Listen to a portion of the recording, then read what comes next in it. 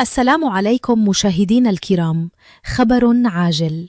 شهدت مدينة قلعة السراغنة ليلة الاثنين حالة من الاستنفار الطبي بعدما تعرض 6 قاصرين من أبناء الجالية المغربية المقيمة بالخارج لأعراض يشتبه في ارتباطها بتسمم غذائي.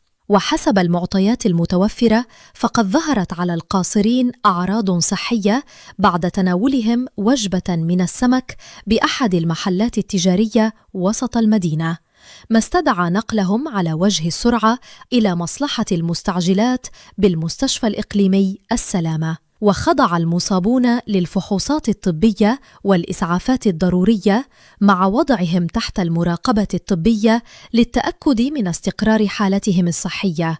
وفي المقابل يرتقب أن تفتح السلطات المختصة تحقيقاً لتحديد مصدر المواد الغذائية وظروف إعداد وتقديم الوجبة واتخاذ الإجراءات اللازمة في حال ثبوت وجود مخالفات تتعلق بشروط السلامة والنظافة الصحية.